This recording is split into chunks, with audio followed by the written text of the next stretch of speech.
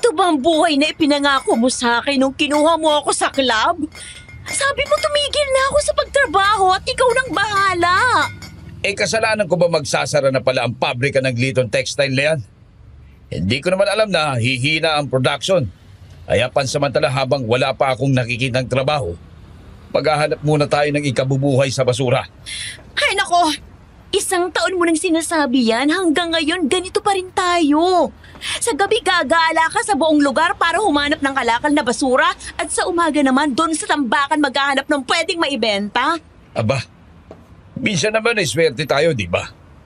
Doong nakapulot ako ng pera at nakala sa basura, nakatikim ka naman ng masarap na pagkain. At nakagala ka na naman sa mga malls, di ba? Once in a blue moon lang yon. Kailan kaya mauulit? Mabuti pa kaya bumalik na lang ako sa club. Doon sa dating trabaho ko. Matanda ka na, Melba. Marami ka ng kulubot sa mukha mo. Puro ugat na mga binti mo, no? Sino pa ba magkakainteres sa'yo? Para talagang dila ni Judas yung dila mo, ha? Masyadong matabil. Buisit ka? Chong Emong! Chamelba! Umalis na tayo dito madali! Oh, bakit natataranta ka lang doon? Ano bang problema? May aswang, Chong! Ha? 2 na sa kasamahan natin ang nakagat niya! Hoy, Lando! Nakadroga ka ba? Para kang baliw. Tatakbo ka dito tapos mananakot ka. Balikan mo na yung kariton mo doon para marami ka makuhang bulasi na maibibenta natin bukas. Hindi ako nagbibiro, Chamelba! Ayun ang aswang! Papalapit na sa atin! Ha? Aswang nga yan, ah! Takbo, Melba! Ay! Mga duwag! Hintayin niyo ako! Hindi ka makakatakas sa akin! Bitawan mo ako! Huwag mo akong batayin! Mga kaaswang, ako nga po pala si DJ Popoy. Bisitahin nyo naman kami sa Aswang Radio. And please subscribe, like, comment, share, and ring the bell button para updated kayo sa aming mga kwento. Huwag kalilimutan, Aswang Radio. May mga pagkakataong dumarating sa ating buhay ang matitinding pagsubok. Mga bagay na kahit gusto mong itama ay kaagad kang nawawalan ng pag-asa. Nauuna kasi ang takot na dulot ng mahinang kaisipan na kahit gusto mo nang gawin ay hindi mo na lang itutuloy dahil sa negatibong kaisipan na hindi mo kaya. Ganyan po ang nangyari sa akin. Maraming taon na ang nakakaraan. Ako po si Lando. Isa po akong masugid na taga-subaybay ng inyong serye. Ayaw ko po sanang i-share ang kwento ng aking buhay dahil nagpapaalala ito ng aking mga kahinaan. Pero sabi nga, kung mayroon kang mapagdadaingan ng lahat ng iyong saloobin, ay gagaan ang iyong pakiramdam. Kaya ngayon po, ay naglakas loob akong sumulat sa inyo para magkwento ng aking karanasan na may kaugnayan sa mga aswang. Nangyari po ito noong ako ay 25 anyos pa lamang, dito mismo sa Payatas, Quezon City. Huwag naman po sanang ikakagalit na mga taga-Payatas kung sabihin ko na noong mga panahon na yon ay talagang may mga aswang sa kanilang lugar. Dahil ito ang tunay na nangyari sa akin. Pero maniniwala ba kayo na kahit mga aswang, marunong din tumanaw ng utang na loob? Saklolo! Tulungan niyo kami! Juemong! Yung aswang na huli si Chamelba! Bugok ka eh. Ano pag tinatangat-tanga mo dyan? Bakit hindi natin tulungan? Tumakbo ka din eh. Kaya sumunod ako. Halika. Huwag ka nang tumanga dyan. Uumbagin na naman kita kapag may nangyaring masama sa tiyang mo. Bato! Batuhin na lang natin ang aswang! Choemong! Dali! Kahit anong paraan gawin natin para matulungan ang tiyang mo! Tulong! Tulungan niyo ako, Emong! Kumuha nga kami ng malalaking bato. Bahagya kaming lumapit kay Chang Melba at sa aswang na kasalukuyang nagbubuno. Binato ni Tio Emong ang aswang. Tinamaan sa katawan, kaya napalingon yun sa amin. Binitiwan noon si Tia Melba. Hindi ko naman maigalaw ang kamay ko na may hawak na bato. Paano ay naunahan ako ng takot habang kaharap ang babaeng aswang. Lalo pa nga at nanlilisik ang mga mata niya habang umaangil at nakalabas ang matatalim na ngipin. Nang itaas noon ang kamay at iambas sa amin, ay nakita ko ang matutulis na kuko. Aswang ka nga, pero tinatablag ka naman pala ng bato. Kaya heto ba? Tikman mo ang mga batong ito! Nasabol mo siya sa mukha, Chong Emong! Napatras siya! Tulungan mo ang Jamel, mamugma ka tayo. Ako na ang bahala sa aswang na ito. Dumudugo na ang ulo mo, aswang. Masakit ba? Hangal! Sinaktan mo ko! Hindi kita mapapatawad! Ikaw ang unahin kong patayin! Kasunod ang babaeng madaldal na ito! Palagay ko kulang pa ang ginawa ko sa'yo, ha? Heto pa ang mas malaking bato. Saluhin mo! May mga tao na rin paparating, Chong Emong! Dito! Yun! Doon, may aswang! Hindi pa tayo tapos, lalaki! Babalikan ko kayo! Mga kasama! Nandito ang aswang! Tulungan nyo kami na pigilan siya! Ayun! Oh! Ayun ang aswang! Tumakas siya! Ayun! Habulin natin! Patayin ang salot! Kasunod noon ay inulan ng malalaking bato ang aswang mula sa mga taong dumating.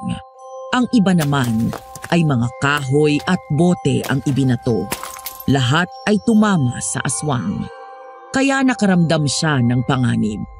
Nagmamadaling tumakas at naglaho sa dilim. Noon ako nagkaroon ng pagkakataong lapitan si Tia Melba. Inalalayan ko siyang tumayo. Pero sa halip na magpasalamat ay malakas na sampal ang ibinigay niya sa akin. Namanhid ang aking pisngi nang maramdaman ko yun. Buisit ka? Nagpahabol ka pa kasi sa aswang. Ako tuloy yung napagdiskitahan. Muntik na ako madisgrasya dahil sa'yo. Jamel ba? Kung hindi ko naman sinabi sa inyo yun, baka lalo kayong napahamak. Kasi wala kayong kaalam-alam na darating na pala yung aswang. Aba, mga ngatwiran ka pa, ha? Gusto mo bang sampalin ulit kita? Sinasabi ko lang naman yung totoo, Jamel ba? Kung iniligtas ko lang ang aking sarili at di ko yun sinabi sa inyo, baka nabiktima na rin kayo. Tumigil ka na, Lando. Balikan mo na yung kariton mo at umalis na tayo rito. Sige, Chong. Yan talagang pamangkin mo ang bisit sa buhay natin, eh. Mula nang dumating niya, nagkaleche-leche ng buhay natin. May balat yata sa puwet yung Lando na yan, eh. Malas. Hindi naman siya pabigat, ha? Naghahanap buhay din naman siya at nagbibigay ng pera sa iyo. Kulang nga! Kulang! Hindi na ako kumibo dahil hahaba lang ang pagtatalo namin. Hindi naman marunong tumanggap ng katwiran si Tia Melba. Ang sarili lang niya ang alam niyang tama. Kakampihan naman siya ni Tio Emong, kaya sa bandang huli ay ako na naman ang mali. Kapag minalas pa, si Tio Emong pa ang mananakit sa akin. Minsan ay sumasama na ang loob ko sa kanya. Minsan ay gusto ko nang lumaban. Pero dahil sa utang na loob, ay hindi ko magawa. Simula kasi ng 10 taong gulang ako at maulila, si Tio Emong na ang kumupkop sa akin. Kaya itinuring ko na rin siyang para kong tunay na ama. Ibang klase rin talaga si Maring Melba, no? Grabe ang bunganga. Parang Armalite kung pumutak. Sunod-sunod. Hindi ka talaga makakasingit. Ano kaya nakakatagal sa kanya si Paring Emong, ano? Oo nga eh. Tinulungan na, nagalit pa. Naipababaeng nagme-menopause. Kung ako ikaw at ganyan ang trato sa akin, ay bubukod na lang ako. Mamumuhay ako ng solo. Yun naman talagang plano ko. Nag-iipon lang ako ng pera para may pang down payment ako sa mahanap kong paupahan. Si Mang Ambo, may mga maliliit na kwartong paupahan. 200 lang isang buwan. Kung nag-iisa ka lang naman, pwede yun. Tingnan mo na kaagad, baka maunaan ka pa ng iba. Sige, yan ang gagawin ko mamaya. Pagkabenta nitong mga plastik at garapa. Huwag kayong masyadong kampante. Baka dumating ang inyong kamatayan nang hindi nyo namamalayan. Bakit naman nagsasalita kayo sa amin ng ganyan, Lola? Mapanganib ang gabi lalo na kapag bilog ang buwan. Ganyan ang panahong gusto ng mga aswang. Mag-iingat kayo sa kanya. Nako, Lola. Hindi na siguro babalik yun. Baka sa ibang lugar na magkalat ng lagim kasi alam niya na ngayon na ang mga basurero ay palaban. Hindi din muling magtatanggang sumalakay dito. Kapag kumakalam na ang sikmura, walang kwenta ang panganib na kakaharapin. Walang makakapigil sa aswang. Kung siya ay nasaktan, natitiyak kong babalik yon para gumanti. Naku, Lola. Huwag niyo na kaming paalalahanan. Mabuti pa'y umuwi na kayo. Kasi malalim ng gabi. Baka kayong matiyempuhan ng aswang eh. Padisgrasya pa kayo. O nga naman, Lola. O sige, alis na kami. Umuwi na din kayo. Halika na nga, pare. Itong si Lola, uugod-ugod na eh. Gumagala pa sa gabi. Teka pare, nasaan na yung matanda? Bakit biglang nawala? O nga no. Ang bilis niya namang makaalis. Halika na nga. Dalihan na natin umalis dito. Bigla akong kinabahan sa matandang yun. Nang makarating nga ako sa bahay namin, ay kaagad kong inayos ang mga nakuha kong mga kalakal na pwedeng ibenta sa junk shop. Pinagbukod-bukod ko ang mga plastik, garapa at bote, saka mga karton at bakal. Dinala ko na yon sa malapit na junk shop. Umabot sa 165 pesos ang napagbilhan ko, kaya nang umuwi ako ay tinignan ko kung magkano na nga ang aking naipon. 120 pa ang nasa aking alkansya. Noon ko naisip ang sinabi ni Mang Danilo na bumukod na lang ako ng bahay para hindi na ako tratuhin ng masama ni Tia Melba. Magkano na pagbentahan mo? Akin ang share mo sa pagkain. Hindi na ako magbibigay, Tia Melba. At bakit hindi ka magbibigay? Ang kapal naman na mukha mo. Kakain ka dito tapos wala kang ambag. Bahala ko na kasing magsarili. Maghahanap na lang ako ng mauupahan ko. Kahit maliit na kwarto. Uy! Malakas na bang tuhod mo? Talaga bang magsasarili ka na? Hindi ka naaasa sa amin. Mabuti naman kung ganon, nang mawala na ang malas sa buhay namin ni Emong. Oh, ano bang pinagtatalunan yung dalawa? Malayo pa lang ako naririnig ko ng bunganga mo. Eto kasing bugok nito eh. Hindi na daw magbibigay ng share sa pagkain kasi magsasarili na daw siyang mamuhay. Kesyo uupa na lang na maliit na kwarto. Totoo ba yun, Lando? Ganun na nga, Chong.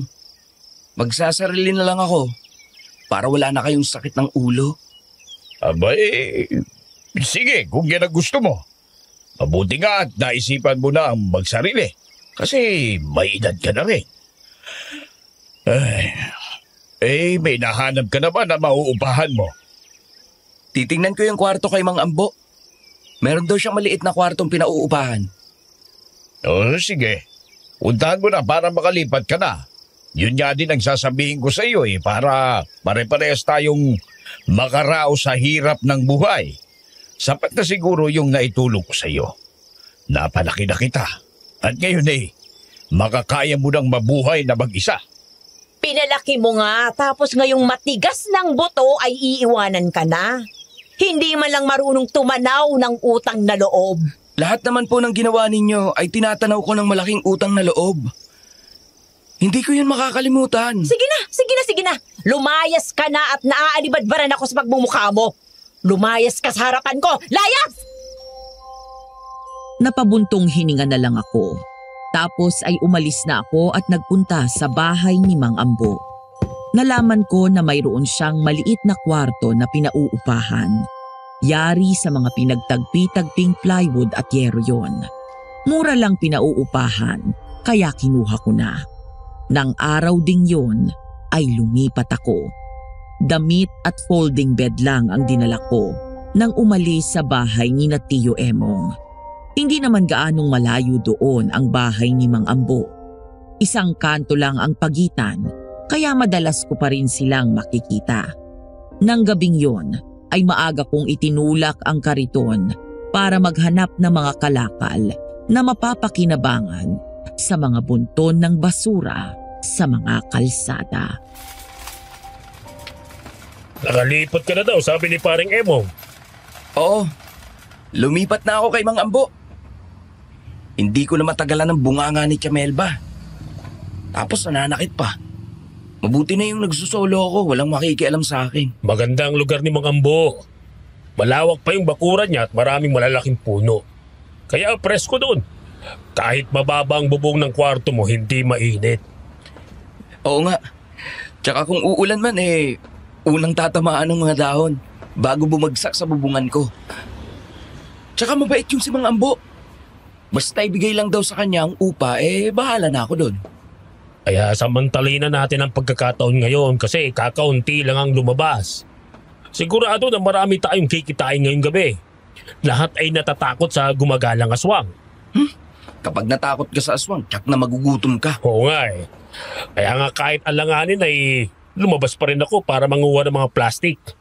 Nagdala na lang ako ng itak para kung sakali man ay mayroon akong magagamit pang proteksyon sa aking sarili. May dala rin ako mahabang itak. Tsaka itong kutsilyo na panghiwa ng mga sako ng basura. Doon na muna ako sa gawing yon. O sige, maghiwalay na muna tayo. Itinulak ko na ang kariton palayo kay Danilo. Nakita ko kasi na maraming bunton ng basura, kaya natuwa ako. Naisip ko na kailangan kong makuha ang mga pwede pang pakinabangan sa mga basurang naroon bago dumating ang truck na maghahakot ng basura.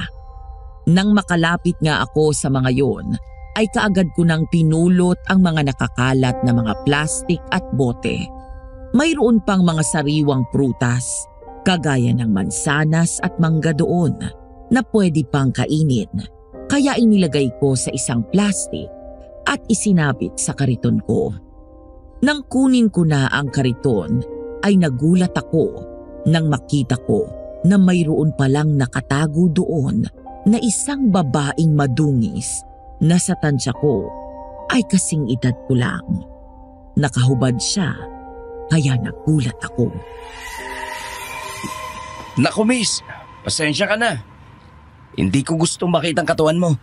Ikaw naman kasi, bakit yan ka nagtatago? Tulong! Tulong! May multo!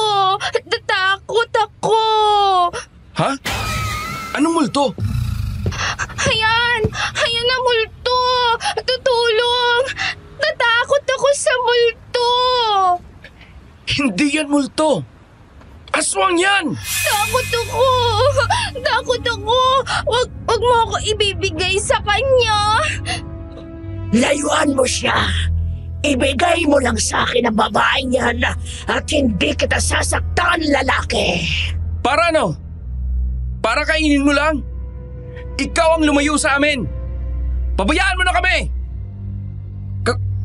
Kapag hindi mo kami tinigilan, mapipilitan akong labanan ka. Etong itak na to, binditado ito. Tiyak na mamamatay ka kapag tinamaan ka nito. Talaga ba? Magagawa mong itaya ang buhay mo para sa babaeng hindi mo naman kakilala. Oo! Kung kailangan niya ng tulong ko, gagawin ko yon. Kaya huwag kang lalapit sa amin. Matalas ang itak na to. Makakaya kong tagpasin ang leeg mo. Matabang ka, lalaki. Pagbibigyan kita ngayon. Pero palagi mong bantayan ang babaeng yan. Kasi hindi ako titigil hanggang hindi siya nakukuha. Ayaw ko sa'yo. Pangit ka, multo. Huwag mo ako ibigay sa multo. Oo, hindi kita ibibigay sa kanya. Hindi pa ito ang huli nating pagkikita, lalaki. Ingatan mong mabuti ang babaeng yan. Kapag nalingat ka, kukunin ko siya sa'yo. Wala na, multo. Alis na, multo. Galing mo. Alis na, multo. Takot na siya sa'yo. Oo nga. Wala na siya. Bakit ba wala kang kahit na anong damit? Tsaka ang dumi-dumi mo. Ano bang nangyari sa'yo? Ewan, di ko alam. Hahabol ako, multo eh. Kaya tatakbo ako. Sige, isuot mo na lang itong t-shirt na suot ko. Tapos, ihahatid kita sa bahay ninyo. Saan ka ba nakatira? Sinong mga magulang mo? Magulang? Tirahan? Diyan ako galing tambakan na yan. Diyan ako tira. Nako, parang wala sa sariling babaeng ito. Sumama ka na lang sa akin. Doon ka muna pansamantala tumira sa bahay ko. Baka balikan ka pa ng multo na yun. Sige, tatago ako dun kariton mo ha. Para di ako kita, multo. Sumang-ayon naman ako. Nang makapagtago na sa aking kariton ang babae, ay tinakpan ko siya ng mga karton na nakuha ko. Matapos ay umuwi na ako kaagad. Kahit na nga marami pa sanang sako ng basura doon na hindi ko pa natitignan. Naisip ko na mas mahalaga sa akin ang buhay ng babaeng yon na pinag-iinteresan ng aswang. Nawawala kasi sa sarili ang babaeng nakasakay sa aking kariton. Kaya madali para sa aswang na biktimahin siya. Nang makarating ako sa harapan ng kwartong inuupahan ko, ay ibinaba ko na ang babae at ipinasok sa aking kwarto. Noong una ay alanganin siyang pumasok, pero nang maisip niya na baka masundan kami ng aswang, ay pumasok na rin siya. Wala multo rito? Wala ditong multo. Oh, eto ang brief at short ko. Isuot mo muna pansamantala. Bukas na kita bibilan ng damit kapag may kinita na ako. Sige, suot mo sa akin. Paano yan suot?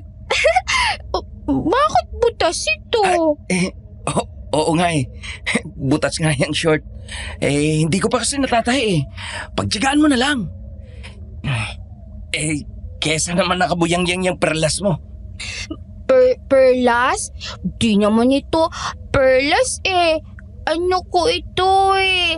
Ano nga bang tawag dito? Basta yun na yun. Huwag mo nang alamin.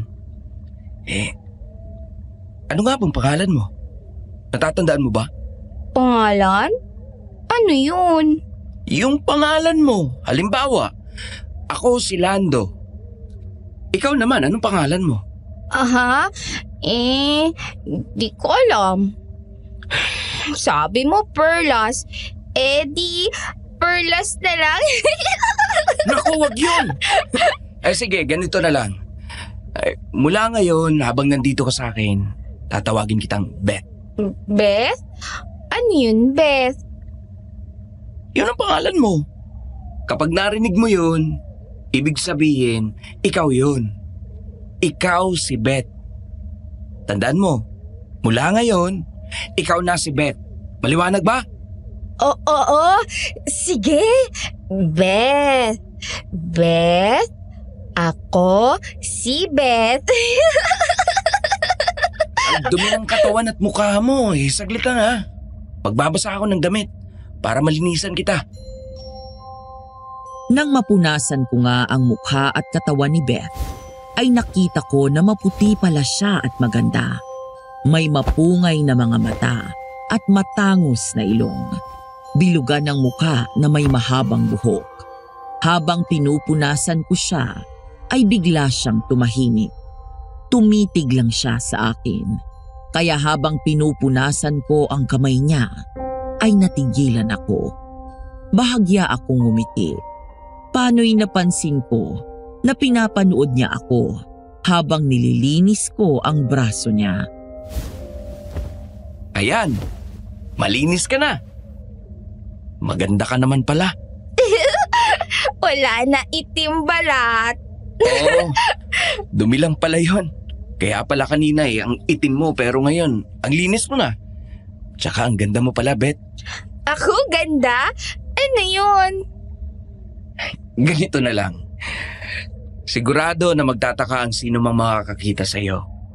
Kaya para wala na maraming tanong, sabihin mo sa kanila na asawa kita, ha? Asawa? Ano yun asawa? Yung asawa, kasama sa bahay. Kapag may nagtanong sa'yo kung sino ka, sabihin mo na asawa kita. Tandaan mo yan, ha? Ikaw si Beth. Asawa ka ni Lando. Ako, Beth. Asawa, Lando. Ako, Beth. Asawa, Lando. Galing ah! Tanda ko na. Ako, Beth. Asawa, Lando. Tinatandaan naman ni Beth ang lahat ng aking mga sinasabi. Makalipas ang ilang sandali, ay naglatag na ako ng karton sa semento, tapos ay nilatagan ko ng banig. Sa folding bed ko pinahiga si Beth. Ibinigay ko rin sa kanya ang unan. Nahiga na siya, kaya naman nahiga na rin ako sa banig. Habang pinagmamasdan ko siya, ay totoong naakit ako sa ganda at kinis niya. Pero alam kong wala siya sa kanyang sarili, kaya ayaw kong samantalahin yun. Ipinikit ko ang aking mga mata. Pero nagulat ako nang bumaba sa folding bed si Beth at tumabi sa akin. Bakit nandito ka? Takot ako doon. Baka dumating multo. Dito na lang ako sa'yo. Sige. Dito ka na sa tabi ko. Huwag ka na matakot, ha? Wala nang multo. Yay! Tabi na kami. Sige na, matulog ka na at malalim ng gabi. Huwag ka alis ha. Huwag mo iwan, Beth. Asawa Lando. Oo naman, hindi kita iiwanan. Sige, tulog na tayo. Kawawa naman ang babaeng ito. Parang nagbalik sa pagiging isip bata. Nakatulog na nga si Beth habang nasa aking tabi. Babangon sana ako, pero bigla siyang bumiling at yumakap sa akin. Ang hita niya ay idinantay niya sa aking hita, kaya hindi na ako kumilos para hindi siya magising. Natulog na rin ako hanggang sa lumipas ang mahabang oras. Naalimpungatan ako ng mayroong mga liwanag na pumapasok sa butas ng dingding ng aking kwarto. Narinig ko na rin ang mga tilaok na mga manok, pero si Beth ay tulog na tulog pa rin habang nakayakap sa akin. Kaya kahit gusto kong bumangon, ay hindi ko muna ginawa. Muli nga akong nakatulog nang muli kong idilat ang aking mga mata. Katabi ko pa rin si Beth. Gising na siya at nakatitig sa akin. Liwanag na oh. Wala na multo. Oo nga, maliwanag na. Ang sarap ng tulog mo kagabi ah. Teka, tanghali na, di pa tayo nag-aalmusal. Lalabas lang ako at bibili ng pagkain natin. Sama ako. Wag na, dito ka na lang. Babalik ako kaagad. Sama ako. Huwag mo ako iwanan. Takot ako sa multo. Oo, sige na. Isasama na kita. Huwag ka nang umiyak, ha? Yay! Sama na, Beth. Asawa Lando. Halika na. Bili na tayo ng pagkain natin. Nang makarating nga kami sa karinderya na malapit lang doon, ay inisa-isa ko nang ipakita kay Beth ang mga ulam na naroon. Kaagad niyang itinuro ang adobong atay ng baboy, kaya yon ang inorder namin. Saka tig-isa kami ng kanin. Dahil gutom na si Beth, ay kaagad niyang kinain ang pagkain niya. Lihim akong natuwa kasi nagustuhan niya ang in-order ko para sa kanya.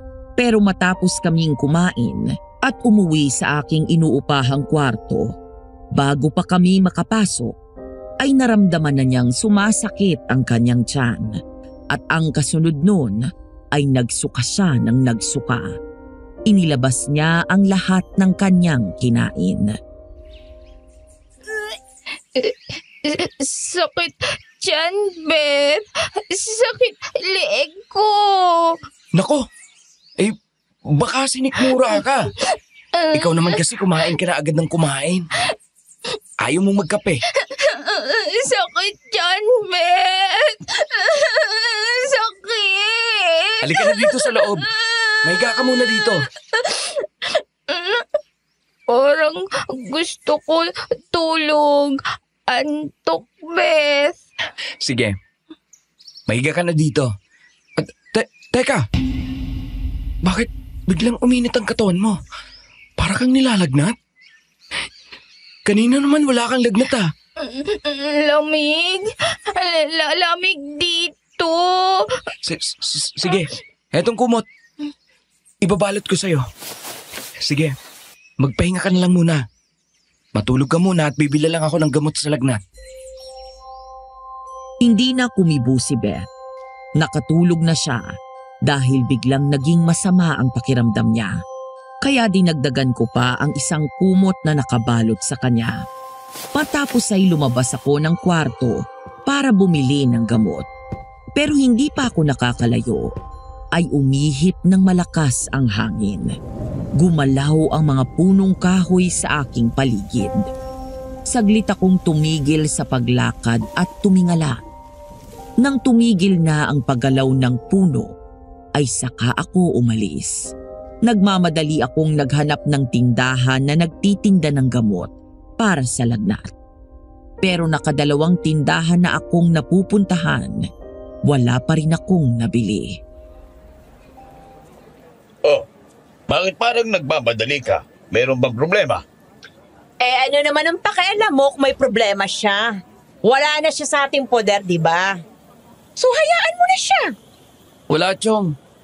Naghahanap lang ako ng gamot sa lagnat. Ay, may lagnat ka ba? Ha? Oo, Chong, Emong. Masamang pakiramdam ko kaya naghahanap ako ng tindahan na nagbebenta ng gamot sa lagnat. Ay, doon sa tindahan ni Aling Maring. May mga tinda yung mga gamot sa lagnat.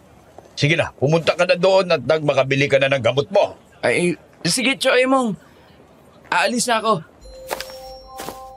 Nagmamadali nga akong nagpunta sa tindahan ni Aling Maring at bumili na ako ng gamot sa lagnat. Medyo malayo na yon, kaya nang mahawakan ko na ang gamot, ay patakbo na akong bumalik sa aking inuupahang kwarto. Labis na kasi ang pag-aalala ko kay Beth, kaya hindi ko alintana ang pagod. Nang makarating ako sa aking kwarto, ay kaagad kong binuksan ang pintuan. Nagulat ako nang makita kong nakaupo na si Beth. Nang lumingon siya sa akin, ay ngumiti. Kaalis mo lang? Kalabas mo lang pinto? Balik ka na ulit? Anong kalalabas lang? Kanina pa ako umalis para bumili ng gamot mo. Nilalagnat ka kasi kanina matapos mo magsuka. Eto ng gamot mo. Inumin mo na nang gumaling na ang sakit mo. Galing na, Beth. Hindi na sakit yan. Hindi na gutom, Beth. Kain ko na bigay mo. Anong ibinigay ko sa'yo? Wala pa naman akong ibinibigay ah. Kadarating ko lang eh. Busog na, Beth. Kain ko na bigay mo. Sarap ganun pagkain. Gusto ko yun. Bigay mo ulit ako noon, ha? Ano bang ibinigay ko? Ano bang kinain mo? Ikaw bibigay sa akin, tapos di mo alam kung ano yun? Bago pa ako makapagtanong, ay sumilip na sa pintuan ng aking kwarto si Mang Ambo. Napatingin siya sa akin, tapos ay muling tumingin sa malayo. Napansin ko na nagkamot siya ng ulo na para bang nagtataka. Muli niya akong tinignan tapos ay hinimas niya ang kanyang balbas habang nag-iisip at nakatingin sa akin. Kaya hindi na ako nakatiis. Ako na ang unang lumapit sa kanya. May kailangan ba kayo, Mang Ambo? Ay, akala ko wala ka dito. Kasi habang papunta ako dito, ay nasa lubong pa kita doon. Kaya nang makita kita dito, ay talagang nagtaka ako. May kakambal ka ba, Lando? Naku, Mang Ambo. Huwag kayo magbibiro ng ganyan. Hindi po tayo nagkasalubong kanina. Tsaka, kanina pa ako nandito sa loob ng kwarto at pinapainom ko ng gamot itong si Beth. Aba, bibiruin ba naman kita? Kaya nga ako nagtataka. Nasa lubong kita doon. Sabi mo pa nga may pupuntahan ka. Kaya nga, nang makita kong bukas ang pintuan ng kwarto mo, ay lumapit ako. Para sana isara, kaso nandito ka naman. Yun nga din pong sinabi nitong si Beth. Kagagaling ko lang daw dito tapos lumabas ako at bumalik ka agad. Nakita mo na. Dalawa na kami nagsasabi, ha? Teka, sino nga yung babae na yan? Ako, Beth. Asawa Lando. Ay, ganun ba? Kaganda mo namang bata. Nakabulag itong si Lando, ah. Akalain mo yon, umibig ka sa kanya. Pumayag ka maging asawa niya. Oo, asawa Lando. Ako, Beth. Mukhang inosente ang asawa mo, Lando, ha? Ingatan mo yan. Maganda babae pa naman. Oo nga po, Mang Ambo. Kaya nga po ako bumukod ginatyo Emong mag-aasawa na ako. Oo, tama nga yung ginawa mo. Mahirap na isama mo ang asawa mo sa tiyabelba mo. Masyado yung mabunganga. Siya, ako alis na. Nang makaalis na si Mang Ambo, ay isinara ko na ang pintuan ng aking kwarto. Kaagad akong lumapit kay Beth. Hinawakan ko ang kanyang noo. Hindi na nga siya mainit. Wala na ang kanyang lagnat. Para lang siyang nagdahilan at ngayon ay masigla na ulit. Muli akong natigilan nang maalala ang sinabi ni Mang Ambo at Beth na mayroon akong kamuka na nakaharap at nakausap nila. Isang bagay na nagpapagulo sa aking isipan. Antok, Beth. Tulog tayo. Sige. Ikaw na lang matulog. Babantayan na lang kita. Dito ka tabi ko. Tulog tayo. Aantok ulit, Beth. Hindi ka ba nagugutom? Kanina kasi, isinuka mo na lahat ng kinain mo. Busog na, Beth. Kakain ko bigay mo. Sarap pala nun. Sunod ulit, bigay mo ako ganoon, ha? Sige. Sabihin mo lang kung ano pagkain yon. Kung kaya kong bilhin, ay bibilhin ko para sa'yo. Yehey! Bait-bait talaga, Lando. Sige, tulog ulit tayo. Lika na. Tabi mo, Beth. Antok na, Beth, Sige. Matulog na ulit tayo. Nang tumabi ako sa kanya, ay natuwa si Beth. Yumakap siya sa akin. Dahil sa kabaitan na ipinakita ko sa kanya, ay hinalikan niya ako sa pisngi. Sa totoo lang ay nakakaramdam ako ng kakaibang sensasyon kapag ganoong pagkakataon. Ramdam ko kasi ang init ng kanyang mga yakap. Kaya nga lang, ay pilit kong pinipigilan ang aking sarili. Naisip ko kasi na wala siya sa tamang pag-iisip. Baka hindi niya maunawaan ang gagawin ko. Baka sumigaw at mag-iskandalo siya. Kaya kapag ganoon ay natutulog na lang ako. Mabilis ang paglipas ng mga araw. Lalo kaming naging malapit sa isa't isa. Hanggang isang gabi, bumangon si Beth.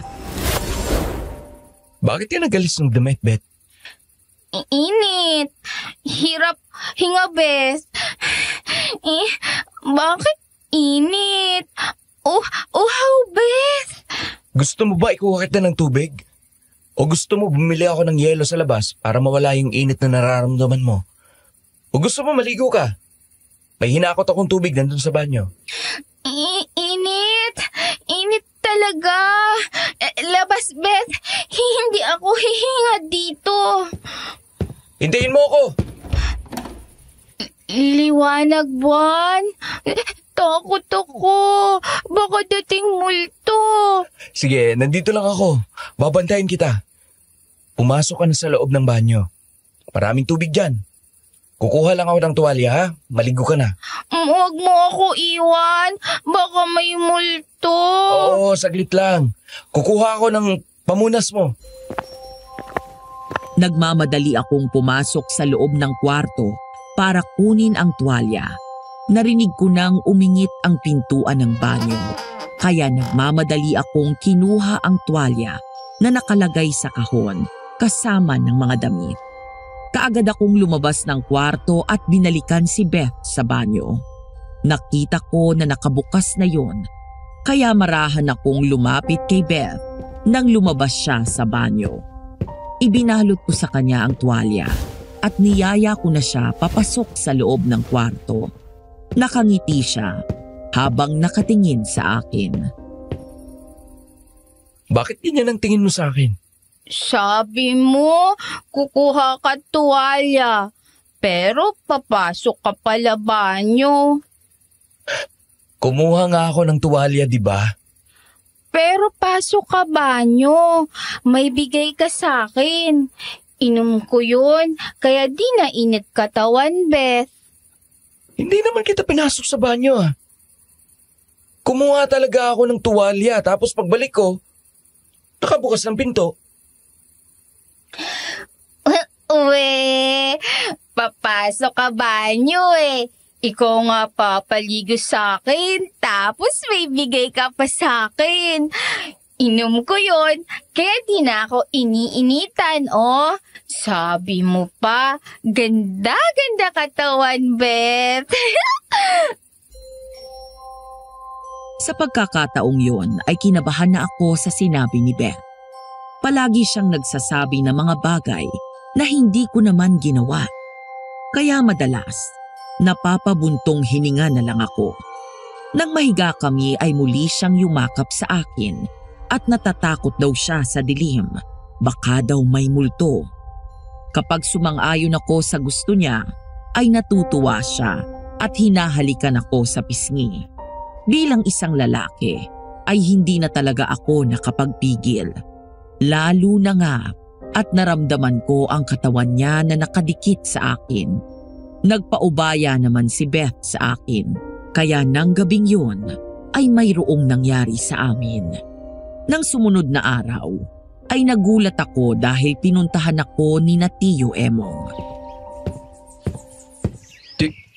Tio Emong, bakit nandito kayo? Ay, wala naman. Gusto ko lang naman na alamin kung maayos ang kalalagayan mo dito. Maayos naman ako dito, Tio Emong. Totoo nga pala yung sinabi ni Mang Ambo. Nag-asawa ka na at napakaganda ng naging asawa mo. Ay bakit tanghali na tulog pa siya? Napuyat kasi kami kagabi, sobrang init eh. Eh paano nga wala kang electric pan dito? Maiinitin talaga yung asawa mo. Teka, ano nga palang pangalan niya? Beth ang pangalan niya, Tia Melba. Maya-maya ay nagising si Beth nang marinig niya na mayroon akong kausap. Kaagad siyang bumangon, lumapit sa akin, kumapit sa aking braso at nagtago sa likuran ko. Parang natakot siya kina Tio Emong at Tia Melba. Nang makita naman nila si Beth, ay napansin ko na nagkatinginan sila. Tapos ay hinatak ni Tia Melba sa di kalayuan si Tio Emong. Pabalikin mo na sa atin si Lando at isama niyang asawa niya. Uy, bakit bigla-bigla na naman yung pagbabago ng isip mo? Nung nakaraang linggo lang ay tuwang-tuwa ka nang umalis sa atin si Lando. Tapos, ngayon ay gusto mo nang pabalikin at magsasama pa ng isang pakakainin. Engot ka talaga. Hindi mo ginagamit yung utak mo. Yung asawa ni Lando ang magbibigay sa atin ng swerte. Sa ganda niyan, maraming magkakaroon dyan ng interes. Malaking perang kikitain natin dyan. Oo nga. Maganda nga siya. Kaya lagi, pumayag kaya si Lando na bumalik sa atin. Tayo ang nagpalaki sa kanya. May utang na loob siya sa atin. Kailangan niyang makabayad sa atin. Sige na, kausapin mo na siya. Lando, ang totoo niyan, kaya kami pumunta rito para sana sabihin sa iyo na bumalik ka na sa bahay. Kahit isama mo yan si Beth, ayos lang. Dito na lang kami, Tio Emong. Maayos na kami ni Beth dito Sige na, umuwi ka na sa atin. Aampunin na rin namin yung si Beth. Ay, mali. Tatanggapin namin siya kasi asawa mo siya, di ba? Salamat na lang, Tia Melba. Pero mabuti na yung nagsasarili kami para matutunan naming tumayo sa sarili naming mga paa. Tsaka ayaw din naman ni Beth nang may kasamang ibang tao. Beth, gusto mo bang sumama sa amin? Lumipat ka sa aming bahay para hindi ka na naiinitan dito. May electric pan dun sa amin. Ampunin ka na lang namin. Ako si Beth, asawa Lando. Dito lang ako. Lando, ang totoo kasi niyan kaya kita gustong pabalikin sa bahay dahil mahina na ako. Nahihirapan na ako magtrabaho. Kailangan ko na ng katuwang, lalo pa ngayon at nararamdaman ko na unti-unti na akong pinapahina ng aking sakit sa baga. Kaya kailangan ko ng tulong mo. May sakit kayo, Tio Emong? Kailan pa? Di ba napapansin mo na palagi akong inuubo? Tapos may lagnat pa minsan-minsan. Nagpatingin ako sa doktor at nalaman ko na may sakit ako sa baga. Hindi na daw ako pwedeng magtrabaho ng mabigat. Oo nga naman, Lando. Yun talagang dahilan. Nakakahiyaman Sana patawarin mo na ako sa mga nagawa ko sa'yo. Bumalik ka na sa bahay. Kailangan namin ng tulong mo. Kasi Tia Melba. Pakiusap. Tulungan mo kami ng Tio Emong mo. Di ba kami naman ang tumayong mga magulang mo mula nang maulila ka. Kaming nagpalaki sa iyo, kaya ngayon naman, obligasyon mo na tulungan kami. Pero kung matigas na talagang kalooban mo at hindi mo na kami mapapatawad sa mga ginawa namin sa iyo, wala na kami magagawa dyan. Pero sana, bilang anak, ay matuto kang tumanaw ng utang na loob. At saka, kung ayaw nyo na dun mismo tumira sa bahay natin, meron namang maliit na kubo doon. Di yun ang gamitin nyo para magkakatabi rin tayo. Sige po, Tio Emong, Tia Melba. Pag-uusapan namin ni Beth ang bagay na yan. Sige, Lando. Maghihintay kami ng Tio Emong mo sa bahay, ha? Kausapin mo itong si Beth na doon na tumira sa amin. Maraming salamat, Lando. O sige, alis na kami. Ay, hintayin namin kayo ni Beth, na lumipat doon. Napansin ko na masayang umalis sina Tio Emong at Tia Melba. Narinig ko pa ang malakas na pag-ubo ni Tio Emong hanggang hindi nakakalabas sa bakuran ni Mang Ambo. Nang mawala na sila sa paningin ko, ay saka na ako pumasok sa aming kwarto ni Beth. Kaagad ko siyang nilapitan. Inawakan ko ang kanyang dalawang kamay. Matamis ang ngiti sa aking labi habang nakatitig sa kanya. Nakangiti din sa akin si Beth. Sabay kaming naupo sa banig na naroon. Kailangan ako ni Tio Emong. Pinapabalik ako sa bahay nila. Gusto mo bang sumama sa akin doon? Doon ka na din titira. Sabi pa nga ni Tia Melba, ay aampunin ka rin nila bilang kanilang anak. Sama sa'yo, Beth. Ayaw ko maiwan dito. Baka bumalik multo. Huwag mo ako iwan dito, ha? Oo naman. Hindi kita iiwanan dito. Lalo pa ngayon na mayroon ang nangyari sa atin. Doon tayo titira sa maliit na kubo.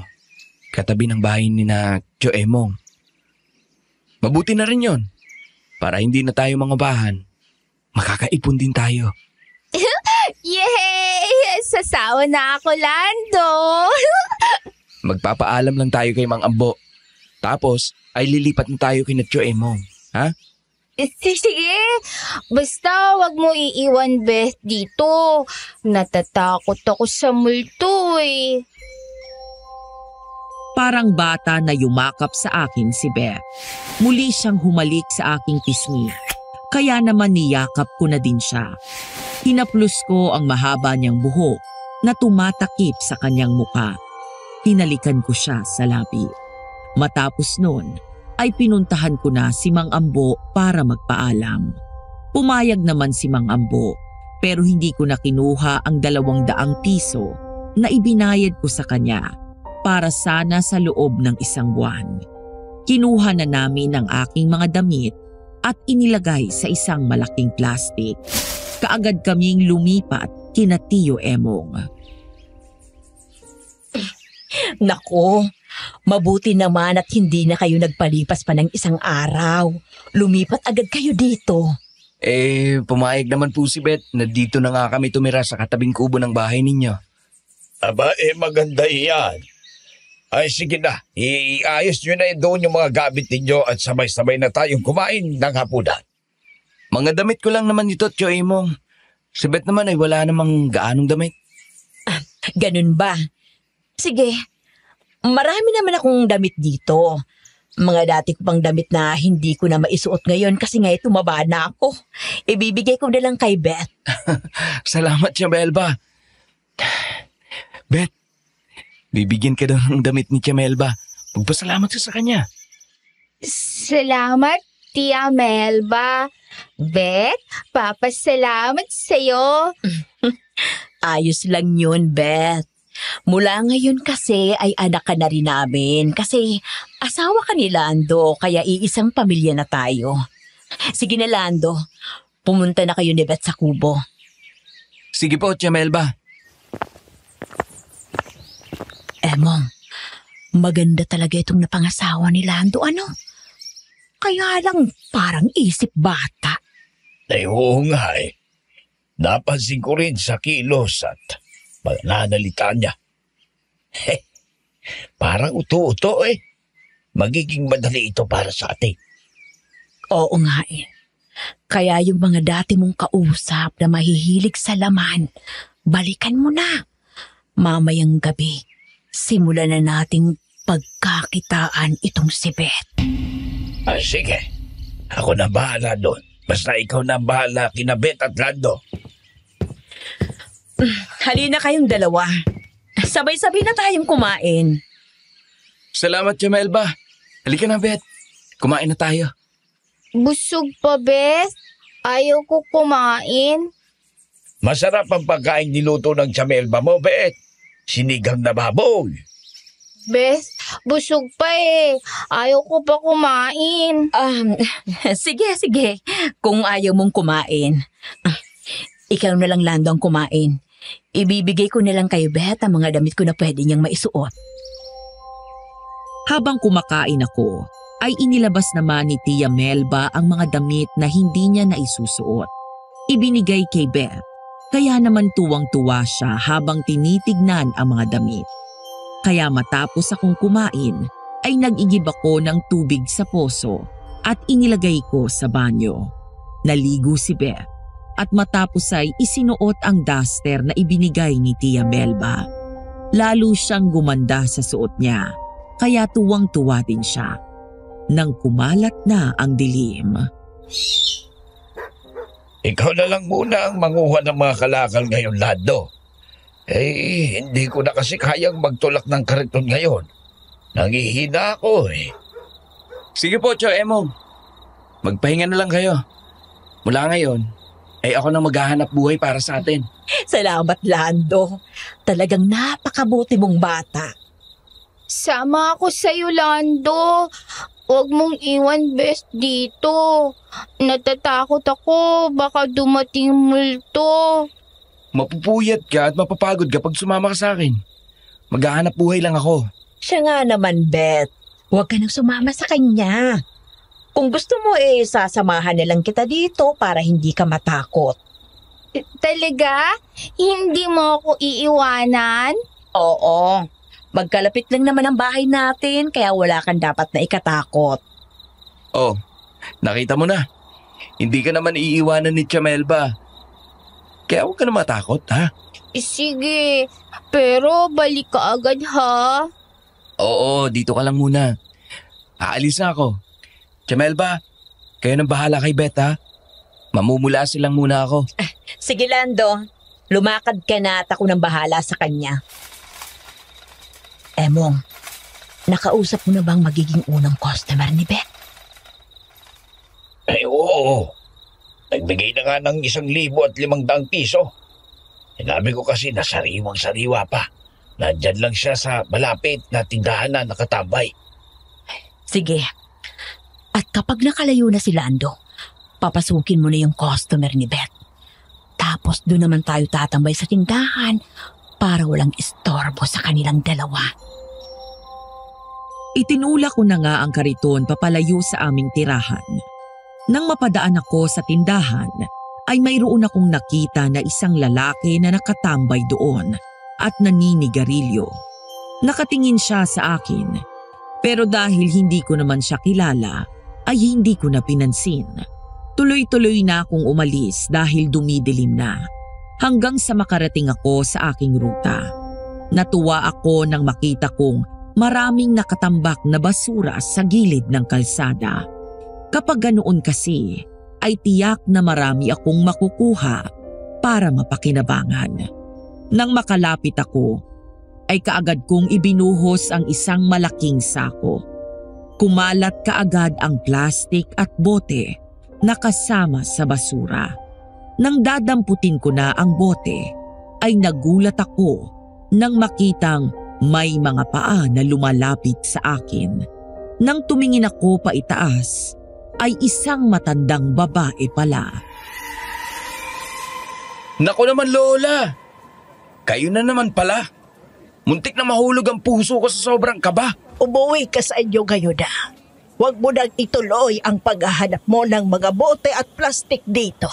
Lola, kailangan ko maghanap buhay kasi mayroong sakit ang aking Tio Emong. Tsaka kailangan ko rin mag-ipon para sa amin ni Beth.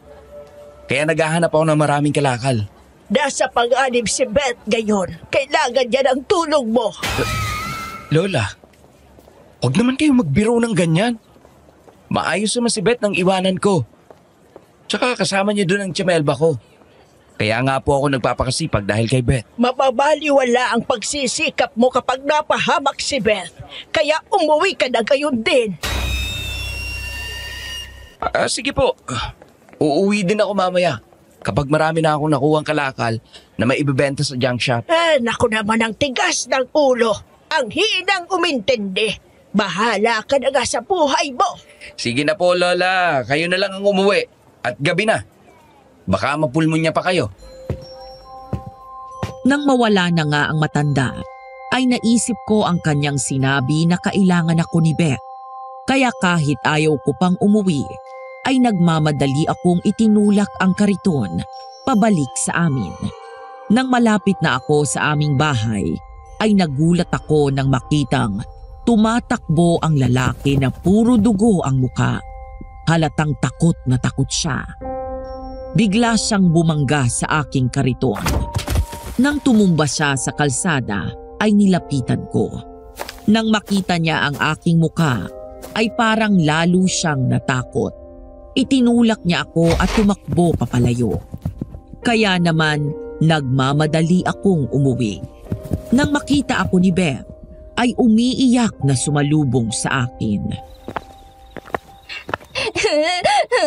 Buti dating ka. Buti balik ka agad. Bakit ka umiiyak? Ano bang nangyari? May lalaki. Papasok dito.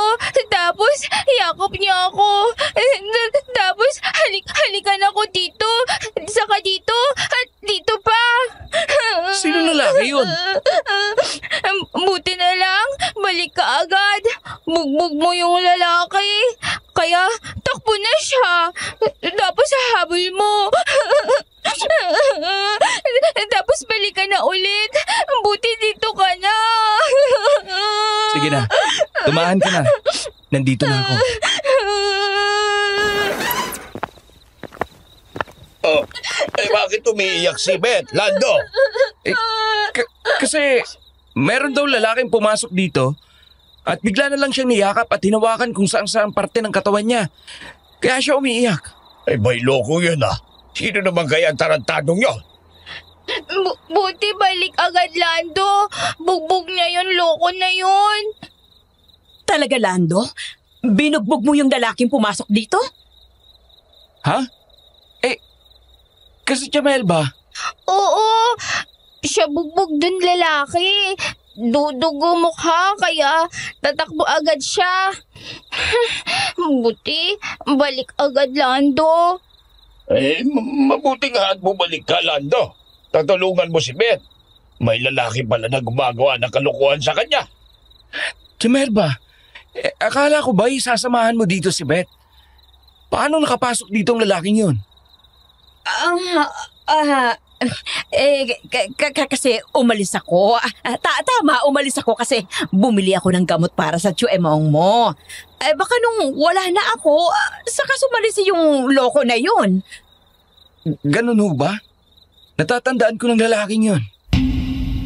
Umanda siya sa akin kapag nakita ko siyang muli. Ay, nako. Pabayaan mo na yung Lando. Nabugbog mo na siya. Wala namang masamang nangyari kay Beth, kaya pabayaan mo na lang siya. Hindi na ako kumibo. Sinakyan ko na lang ang sinasabi ni Beth. Pero nagpapasalamat ako ng lihim kung sino man ang taong yon na kamukha ko na palaging tumutulong kay Beth. Dahil sa kanya ay nakaligtas sa kapahamakan si Beth. Nang lumabas ng kubo sina Tio Emong at Tia Melba, ay sinara ko na ang pintuan. Pero narinig ko ang pag-uusap nila tungkol sa nangyari. Akala ko ba'y malayo na si Lando? Bakit bigla palang bumalik? Paano na ngayon yan? Baka bawiin ni Elmer ang perang ibinigay niya. Hindi ko na yun ibabalik. Hindi ko kasalanan kung hindi niya nakuha ang gusto niya. Bagay niya. Mabuti na lang talaga at hindi nakahalata si Lando na ibinenta natin ang asawa niya kay Elmer sa panandali ang aliw. Halika na nga. Baka marinig pa niya ang pinag-uusapan natin. Pasensya ka na, Beth, ha? Mula ngayon, ay hindi na kita iiwanang mag-isa. Oo, sama na ako kahit saan ka punta. Huwag mo na ako iiwan. Kasi baka balik multo o kaya yung pangit na yun. Tatakot, Beth. Oo, hindi na. Pangako, isasama na kita kahit saan ako pumunta. Nang sumikat ang araw ay kasama ko na si Beth para maghanap ng mga bagay na mapapakinabangan sa basurahan. Pumunta kami sa malawak na tambakan ng basura sa Payatas. Nang makarating kami roon, ay nakita namin na mayroong pinagkakaguluhan ang mga tao. Nakiusyoso kami ni Beth nang marinig namin na mayroong patay na lalaki doon. Nanlaki ang mga mata ko nang makita ko ang bangkay ng lalaki. Yun yung lalaking duguan kagabi na bumangga sa aking kariton. Nang makita siya ni Beth, ay nakita ko na nagulat din siya. Kaya bago pa siya makapagsalita, ay hinata ko na siya palayo doon. Kasi mayroon ng mga pulis na iniimbestigahan ang bangkay. Iyon, di ba? Di ba? Di ba yun ang salbahing lalaki? Oo. Siya na nga yun. Pero paano kaya siya namatay? Nandito ka rin pala, Lando. Oh, sino naman tong magandang babae na kasama mo? Asawa ko. Ito si Beth. Asawa? Pambihira. Paano ka naman magkakaroon ng ganyang kagandang asawa isa ka lang basurero? Miss, totoo ba tong sinasabi ni Lando? Oo. Ako, Beth, asawa Lando. Kung gano'n ay totoo nga pala. Asawa ka ni Lando. Kaswerte naman ni Lando, nakakuha ng napakagandang kagaya mo. Nakita mo ba yung bangkay doon? Oo, sabi ng mga pulis. Marami daw sugat yung lalaki.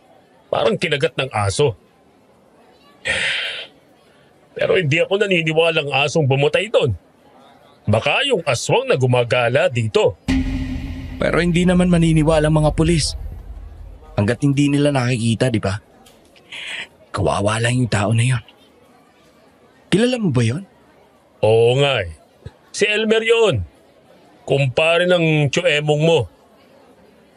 Oh, sige. Mauna na ako. Nang makalayo na si Mang Danilo, ay nakita kong nakatingin sa isang direksyon si Beth. Nang tignan ko ay nakatingin siya sa truck ng basura. Sabi niya ay may tao raw doon na nakatingin sa amin. Nang tignan ko naman ay wala naman akong nakitang tao. Maya-maya lang ay may naramdaman akong malamig na hangin na dumaan sa amin ni Beth. Parang kinilabutan ako. Naramdaman ko na parang tumatayo ang balahibo ko sa buong katawan. Pakiramdam ko kaya hindi mapakali si Beth ay mayroong mga mata na kanina pa nakatingin sa amin. Kaya hinawakan ko sa kamay si Beth. Umalis tayo dito, Beth. Oo, alis na tayo. Tatakot ako dun sa babae. Sa matingin sa akin. Doon siya kanina tapos nawala.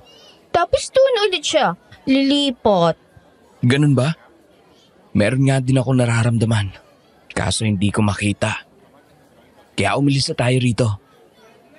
Pero, ibenta muna natin sa junk shop itong mga nakuha nating mga kalakal. Sige, tapos uwi tayo ha. Sasakit balat ko eh. Init araw. Pupula na oh. Tingnan mo. Sasakit na balat, Beth. Sige, umuwi na tayo. Nang makarating nga kami sa junk shop para ibenta ang aming mga nakuhang kalakal, ay nakita ko na naroon si Tio Emong. Napansin ko na bahagya siyang nagulat nang makita kami. Pero kaagad din siyang nakabawi at ngumiti sa akin. Kaagad ding lumapit at inakbayan kami ni Beth. Parang Jimmy, heto ang anak ko. Napakasipag, di ba? At ito naman ang asawa niyang si Beth. Napakaganda, hindi ba? Tama ka nga, paring Emong. Masipag yung anak mo at maganda rin ang asawa niya.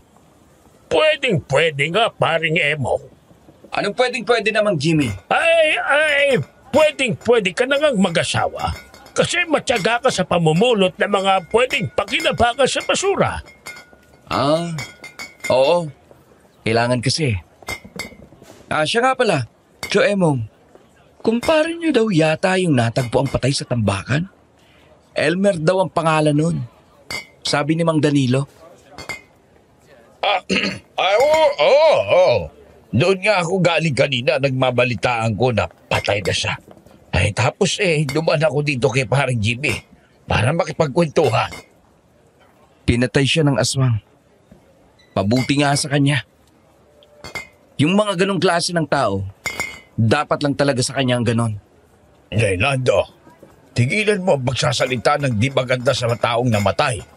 Baka mayroong makarinig sa iyo at baka ikaw pa ang mapagbintangan sa nangyari sa kanya. Oo nga naman, Lando. Kahit galit ka sa isang tao, hindi ka dapat nagsasalita ng ganyan. Baka maging suspect ka sa nangyari sa kanya. Kawawa naman ang kasama mo. Walang magbabantay. Maganda pa naman. Sige po. Pakitimbang na lang itong mga kalakal ko para makauwi na kami. Siya, sige. Si Lito na ang mahalang magtimbang dyan. Basta ilagay mo na lang ng ilagay dyan sa timbangan ng mga kalakal mo. Matapos naming matimbang ang lahat ng mga kalakal, ay umuwi na kami ni Beth. Bumili ako ng pagkain, pero ako lang ang kumain ng tanghalian. Sabi ni Beth ay hindi siya nagugutom. Busog pa daw siya kaya natulog na lang siya. Makalipas ang mahabang oras ay nagising si Beth. Papadilim na yon, kaya gaya ng dati ay parang hindi na naman siya mapakali. Naiinita na naman siya ng sobra, kaya pumunta siya sa banyo at nagbabad na naman sa tubig. Maya-maya lang ay nakarinig ako ng kalabog mula sa likuran ng banyo. Isang lalaking nakasombrerong itim ang sinasalakay ng malaking asong itim. Nang maalis ang sombrero, ay nalaman kong si Mang Danilo yon. Mang Danilo, anong ginagawa mo dyan?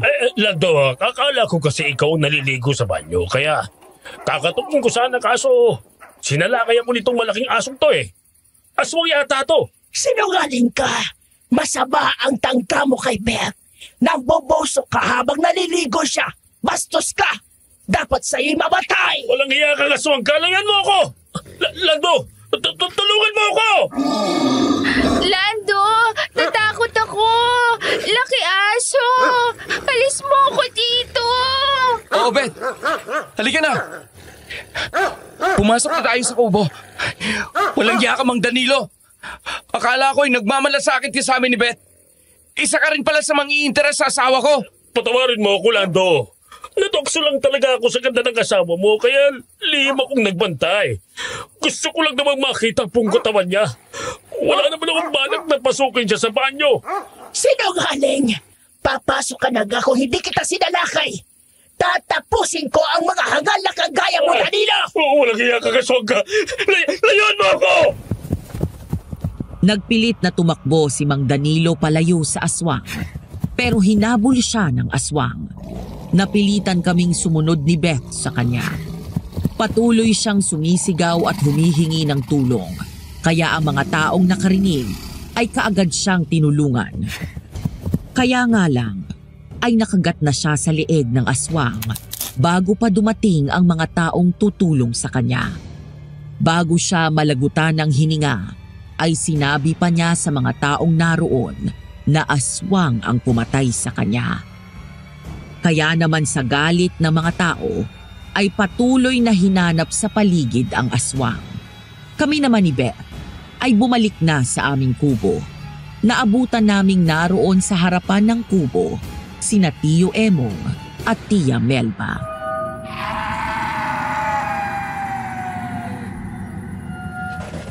Anong nangyari? Bakit nagkakagulo yung mga tao? May sumalakay na aswang, Tio Emong. Ha? Si Mang Danilo ang nabiktima. Patay na siya. Patay na ba si Danilo?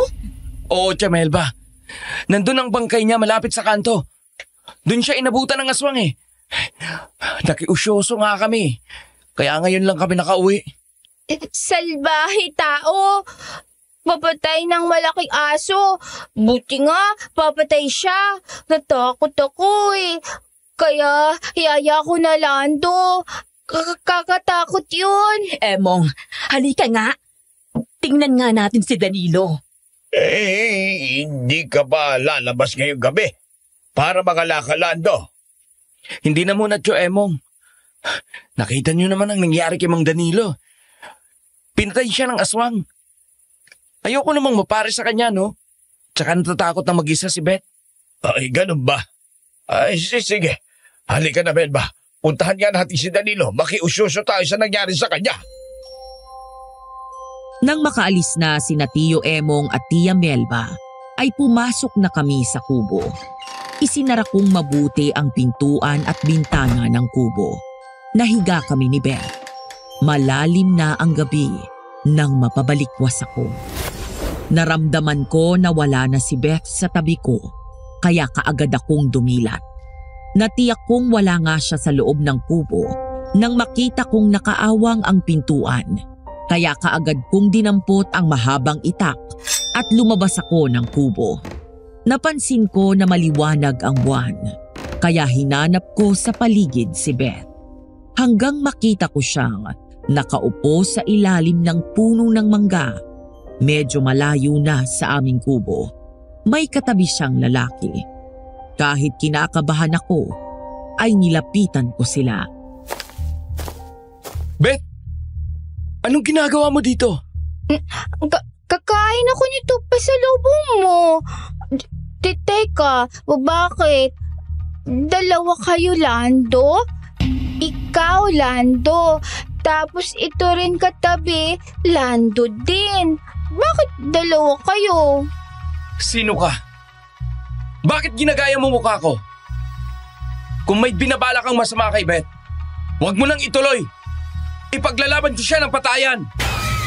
Wala akong masamang balak sa kanya. Hindi ko siya magagawang saktan. Kasi apo ko siya. Apo? Paano mo siya magiging apo? Halos magkasing tanda lang tayo. Hindi ko nga alam kung paano mo nagawang kopyahin ang itsura ko eh. Beth, lumapit ka sa akin at lumayo ka sa impostor na yan. Teka, ikaw din to. May itak ikaw? Galit ka? Siya naman may pasalubong sa akin. Natatakot ako sa'yo. May itak ako kasi hindi ko kilala kung sino yung gumagaya sa itsura ko. Hindi ko siya kakambal. Maniwala ka sa akin. Ako lang ang talagang nagmamalasakit sa'yo. Kagaya mo ay nagmamalasakit din ako sa kanya. Hindi Beth ang tunay niyang pangalan, kundi Alicia. Nagkaganyan siya nang tamaan ng malaking bato sa ulo nang minsang mapalaban sa mga tao. Nawala ang kanyang memorya at naging isip bata. Kahit akong lola niya ay hindi niya kilala. Bakit parang alam na alam mo ang nangyari sa kanya? Sino ka ba talaga? Bakit ginagaya mo ang itsura ko? Nagtago sa likuran ni Beth ang lalaking gumagaya sa itsura ko. Hindi ko naman siya magawang salakayin. Baka kasi tamaan ng itak si Beth. Kaya kahit nag-aalala na ako, ay pilit pa rin akong nagpipigil. Maya-maya ay lumantad na ang nasa likuran ni Beth. Siya ang matandang babae na palagi kong nakikita kapag nangangalakal ako sa gabi. Nang makita rin ni Beth ang itsura ng matanda, ay kaagad siyang natakot. Lumapit siya sa akin at nagtago sa likuran ko. Siyang multo na humahabol sa akin. Tatakot ako sa kanya, Lando. Huwag mo ako bibigay sa kanya. Lola? Kayo ang gumagaya sa itsura ko? Pero bakit kailangan ninyong lukohin si Beth? Kagaya ng sinabi ko sa iyo, nagmamalasakit lang ako sa kanya kasi apo ko siya. Ikaw lang ang pinagtitiwalaan niya. Kaya para makalapit ako sa kanya at mapakain siya tuwing nagugutom siya, ay ginagaya kong anyo mo. Dahil pati sa akin ay natatakot siya. Kaya pala sabi niya minsan na kaaalis ko lang, ay babalik na agad ako. Ganon nga ang ginagawa ko. Sumasalisi ako kapag umaalis ka para hindi siya mamatay sa gutom. Hindi kasi tatanggapin ng sikmura niya ang ibang pagkain. Kaya dinadalhan ko siya kapag meron akong pagkakataon. Kayo din bang tumulong sa kanya ng pasukin ng Elmer na yon? Kayo din ang sumalakay kay Mang Danilo? Oo, ako nga ang may gawa doon. Pasalamat ka at nagmalasakit ka sa aking apo. Kung hindi, ay tiyak nakaparis ka na din nila. Minahal ko na si Beth. Mula pa ng unang pagkakataong tinulungan ko siya. Lahat ay gagawin ko para protektahan siya. Pero hanggang saan mo makakayang ipaglaban ang aking apo? Hanggang kamatayan po. Kaya kong itaya ang buhay ko para sa kanya. Kagaya ngayon, lakas loob akong humarap sa inyo at inamin ang aking hangarin kay Beth. Kahit alam kong aswang kayo, at makakaya niyo akong patayin. Hindi ko yan gagawin sa iyo dahil gusto ka ng apo ko. Kagaya ng sinabi ko, nandito lang ako para bantayan at alagaan siya. Ay, kaya lang ay dumarami na ang mga lalaking nagkaka-interes sa kanya. Nag-aalala ko na may masamang mangyari sa kanya lalo pa ngayong wala ang kanyang memorya. Handa po akong bantayan siya, Lola. Bebang ang pangalan ko at yan ang aking apo na si Alicia. Alicia? Ako, Alicia? Oo, apo. Ikaw si Alicia. Hindi ako Alicia. Ako Beth, asawa Lando. Lando, alis na tayo dito. Natakot ako sa kanya. Multo siya.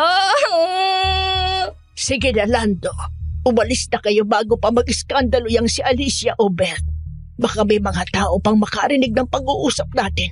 Magiging delikado yon para sa kanya. Huwag po kayong mag-alala. Aalagaan ko po si Beth.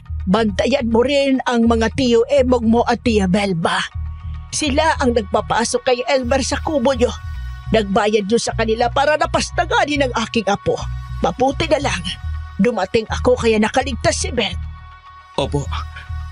Ako na pong bahala sa kanila. Matutulog na po kami ni Beth. Mag-iingat din kayo palagi. Paatras na lumayo si Aling Bebang. Kaagad siyang naglaho sa dilim.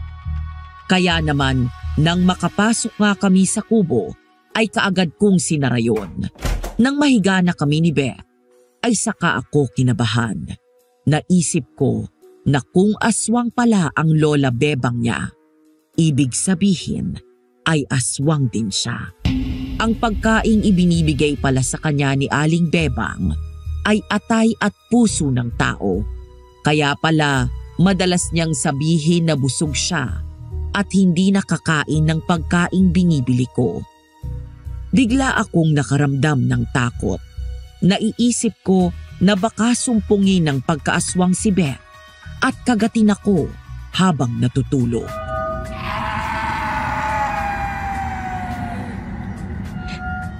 Bakit titingin ka sa akin ganyan, ha? Gagandahan ka sa akin, no?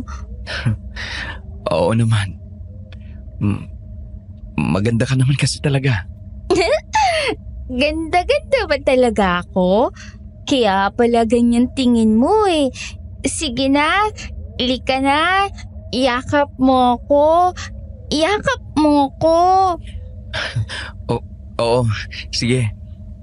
Matulog ka na. Mamaya, yayakapin kita. Ngayon na. Sige, iiyak, Beth. Oo, sige na. Yayakapin na kita. Huwag ka nang umiyak, ha? Malalim na ang gabi. Yay! Lika na! Yakap mo na, Beth. Tapos, gawin mo ulit yung gawa natin dati. Di ba? Di ba sabi mo, Beth, asawa Lando? Yung ginawa natin dati? Naku, kasi baka... Iiyak ako malakas. Gusto ko, ikaw lang yakap sa akin. Ayaw ko sa iba. Sige na. Kahit nag-aalangan ako, ay ginawa ko pa rin kung ano ang gusto niya para hindi na lang siya mag-iskandalo. Kaya matapos ang mainit na sandali, ay nakatulog na kami ni Beth. Kinabukasan ay mataas na ang araw nang kami ay magising. Nang lumabas ako ng kubo, ay nakita kong kausap ni Tiyo Emong si Mang Jimmy at may kasama pa na 2 lalaki na mga tauhan din ni Mang Jimmy. Kahit maaga pa, ay nag-iinuman na sila. Nang makita nila ako, ay kaagad akong tinawag ni Tiyo Emong. Lando! Lando! Halika dito. Samahan mo kami ni paring Jimmy na uminom. Tiyo Emong, akala ko ba'y mahina ang katawan ninyo? May sakit kayo? Bakit ngayon ay umiinom na kayo? Ang aga-aga pa. Oo nga. Oo nga, may sakit nga ako. Kaya lang hindi ko matanggan ito si paring Jimmy. Birthday niya ngayon. Tsaka naman, Lando, nakikisama lang ang tsuebong mo. Kaya alika na. Samahan mo kami dito. Pasensya na, Mang Jimmy. Masyado pang maaga para mag-inom. Hindi pa ako nag-aalmusal eh. Ay, eto nga, ang dami naman na pwedeng makain dito. Nagpaluto pa ako ng mga pulutan kay Maring Melba. Kahit maghapon pa tayo mag-inuman ay pwede. Marami akong pambili ng alak. Oo nga naman, Lando. Hihiyain mo ba si Tio Emong mo? Pasensya na, Tia Melba. Hindi talaga ako umiinom eh. Alam niyo naman yan. Aalis ka na ba? O balik ka na? Hindi pa ako umaalis. Halika na. Sama na Beth sa'yo. Sige, tayo na. Emong, pasensya na pero ayaw ko talagang uminom eh. Aalis na kami ni Beth. Ay, sige. Kung ayaw mo wala akong magagawa. Sige, paring Emong. Tayo na lang ang magpakasaya ngayong birthday ko. Siya nga pala, etong 5,000 para sa'yo. Bayad ko yan sa napag-usapan natin. Ay, salamat pare. Malaking tulong ito sa amin ni Melba. Malaking tulong din ang pagbabalik dito ni Lando. Narinig ko pa ang huling sinabi ni Tio Emong. Kaya natuwa ako kahit konti. Kasi ngayon ay naririnig ko nang nagpapasalamat sila ni Tia Melba. Sa tuwing lalabas kasi ako para manguha ng kalakal, ang kalahati sa napagbebentahan kong yon ay ibinibigay ko sa kanila. Kasi nga ay hindi naman ako gaanong gumagastos sa amin ni Beth. Nang makarating kami sa tindahan, ay bumili ako ng pandesal at nagpatimpla ng kape. Doon ko na rin yun kinain. Nagulat ako nang bigla ay humawak sa aking braso si Beth. Nakatingin sa iisang direksyon. Nang tignan ko ang direksyong tinitignan niya, ay nakita kong naroon si Aling Bebang. Kaya kaagad akong lumapit. Isinama ko na rin si Beth, kahit na natatakot siya. Multo siya, Lando. Tatakot ako. Huwag ka matakot sa kanya. Hindi ka niya sasaktan. Siya ang lola mo. Lola? Anong lola? Bale, anak niya ang nanay mo. Kaya lola mo siya. Pabayaan mo na siya, Lando. Kahit anong paliwanag mo ay hindi niya maiintindihan. Siguro ay panahon na lang ang makakapagsabi kung kailan siya magbabalik sa normal. Sa ngayon ay pagtiyagaan mo muna ang pagiging isip bata niya. Oo nga po eh. Siya nga po pala. Bakit yun nandito? Mula pa kaninang umaga, tulog pa kayo ay nagmamasid na ako sa lugar niyo. May mga lalaking nag-iinuman doon. Sa pakiramdam ko ay hindi sila gagawa ng maganda. Ang mga tingin nila kay Beth kahina-hinala. Kung ganon, ay ano pong dapat kong gawin? Huwag na muna kayong umuwi ni Beth. Magpalipas na lang kayo ng oras sa ibang lugar. Kapag umalis na ang mga lalaking yon o kaya ay nalasing na, saka na lang kayo umuwi. Hindi ko talaga gusto ang mga kilos nila. Hindi po kaya nagkakamali lang kayo ng hinala? Malakas ang pakiramdam ng mga kagaya ko, Lando. Mapaghinala kami at kadalasan ay nagkakatotoo ang aming mga iniisip sa mga taong nasa paligid namin. Kahit ang mga tiyuhin mo, masama ang hinala ko sa kanila. Pakiramdam ko ay parang hindi ligtas si Beth sa kanila. Opo, alam ko yon. Dahil si Elmer na yun ang pumasok sa kubo.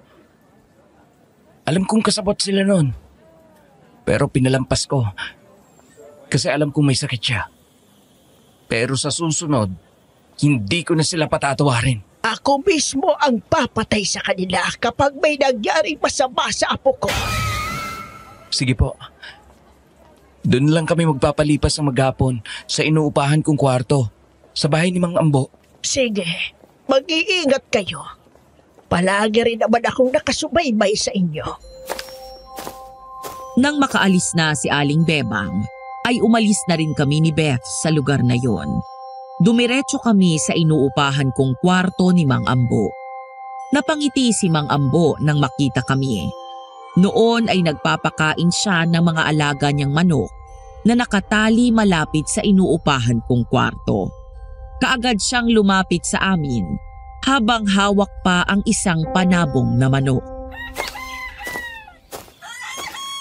Sabi ko na nga ba't babalik ka rin dito eh. Hindi kayo makakatagal doon sa mga tiyuhin mo dahil sa ugali ng mag-asawang yon. Oo nga po, Mang Ambo. Pinag-iisipan ko nga na muli na lang bumalik dito. Wala namang problema, Lando. Hindi mo naman binawi ang ibinigay mong upa sa akin, di ba? Kaya may karapatan ka pa rin tumira dyan. Sige, Mang Ambo. Dito na lang muna kami ni Beth.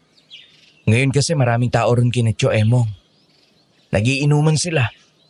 Pinipilit akong uminom. Hindi naman ako umiinom. Kaya umalis na lang kami. Ganun ba? Alam mo naman ang utak ng Tio Emong mo. Ugaling mahirap maintindihan. Mabuti nga at pinalaki ka pa niya kahit hindi ka naman niya kaano-ano. Yun lang ang dapat mong ipagpasalamat sa kanya. Ano pong hindi ka ano-ano? Kapatid po niyang itay ko. Hindi sila magkapatid. Magkaibigan silang matalik. Namatay ang itay mo nang ipagtanggol sa rambulan si Emong. Kaya bilang ganti niya sa pagliligtas ng tatay mo sa buhay niya, ay pinalaki ka niya. Kasi ang inay mo ay namatay din sa sakit. Labis na dinamdam ang pagkamatay ng tatay mo. Totoo bang sinasabi ninyo, Mang Ambo? Oo naman, Lando. Alam ko ang lahat ng tungkol sa'yo. Kaya hindi na ako nagtataka kung bakit ganun sila sa'yo. Kaya pala ganun sila sa akin. Mula sa akin pagkabata, hindi ko naramdaman na minahal nila ako. Puro sakit ng katawan at sakit ng kalooban ang aking naranasan sa kanila. Lalo na kay Jamel ba? Kahit gumawa ako ng tama ay mali pa din. May mga pagkakataong dumarating sa ating buhay ang matitinding pagsubok. Mga bagay na kahit gusto mong itama, ay kagad kang mawawala ng pag-asa. Nauuna kasi ang takot na dulot ng mahinang kaisipan na kahit gusto mo nang gawin ay hindi mo na lang itutuloy dahil sa negatibong kaisipan na hindi mo kaya. Yun ay dahil sa utang na loob. Tama kayo, Mang Ambo. Ganun nga nangyari. Kaya kahit anong ginagawa nila sa akin, pinapalampas ko na lang. Kung ano man pinag-uusapan natin, yun ang paniwalaan mo. Dahil yun ang totoo. Kaya sa susunod, huwag ka nang magpapi sa kanila. Gawin mo ang tama para sa inyo ni Ben. Nang makaalis si Mang Ambo, ay pumasok na kami ni Beth sa loob ng kwarto. Nang makita ni Beth ang mga nakalatag na karton doon, ay kaagad siyang nahiga. Kagaya ng dati, ay nakaramdam na naman siya ng antok. Tuwing matutulog naman siya, ay gusto niya nakatabi din ako. Paano nga, ay gusto niya na ginagawang unan ang aking braso. Kaya kapag ganoong pagkakataon, ay nakakatulog na rin ako. Hanggang sa lumipas ang mahabang oras, madilim na nang magising kami ni Beth. Paano ay may 4 na lalaking pumasok sa aming kwarto. Nakabonet ang mga yon. Nakasuot din ng mga jacket ang mga yon. May mga hawak na pamalo na 2x2. Sino kayo? Anong kailangan nyo sa amin? Ihilamin ko lang ang asawa mo. Matagal na akong nagnanasa sa kagandahan niya eh. Huwag ninyong sasaktan ang asawa ko! Magkakamatayan tayo! Huwag ka nang pumarang. Ibabalik din naman namin sa iyo pagkatapos namin gamitin. Kung matigas ang ulo mo, masasaktan ka lang. Lando, huwag mo ako bigay sa kanila. Tatakot ako. Kunin niyo ang babae at itali niyang si Lando.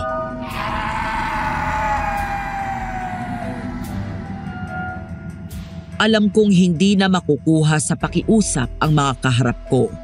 Kaya kaagad kong tinadyakan ng unang lalaking lumapit sa amin. Sinuntok ko ang ikalawa, pero hindi ko nagawang ilagan ang ikatlo. Binayo niya ako ng 2x2 sa sikmura. Napaluhod ako.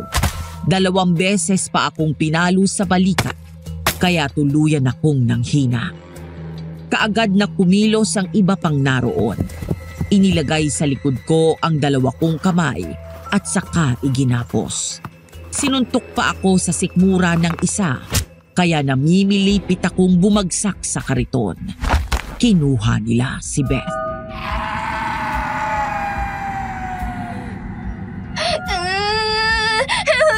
Lando, tulong! Ayaw ko sama sa kanila! Huwag niyo ako sama! Saan niyo dadalhin si Beth? Ibalik niyo siya sa akin! Yan ka lang! Ibabalik ko rin ang asawa mo pagkatapos ng 2 araw. Mga ayop talaga kayo! Ibalik niyo si Beth!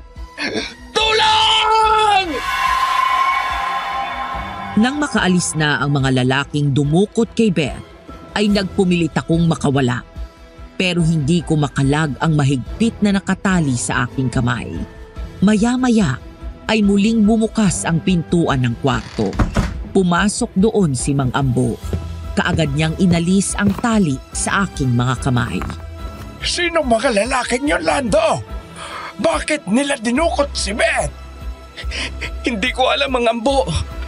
Kailangan ko silang sundan para malaman kung saan nila dinala si Beth. Baka mapahamak siya. Sige na, lumakad kita. Baka hindi pa sila gaanong nakakalayo. Tulungan mo ang asawa mo. Teka, parang narinig ko na doon nila dadalhin sa bodega ni Jimmy.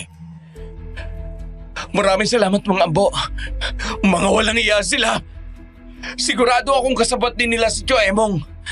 Kasi ang mga boses nila, pamilyar sa akin. Nagmamadali nga akong lumabas ng kwarto. Tumakbo sa kalsada at tinanaw ang magkabilang direksyon. Hindi ko na sila nakita, kaya sinunod ko na lang ang sinabi ni Mang Ambo. Nagmamadali akong pumunta sa malawak na junk shop ni Mang Jimmy. Nang makita ko ang tubo, ay kinuha ko yon. Habang nagmamasid sa paligid. Tahimik na tahimik sa lugar, kaya maingat akong kumilos. Nagtago sa kamada ng mga nakasakong bote.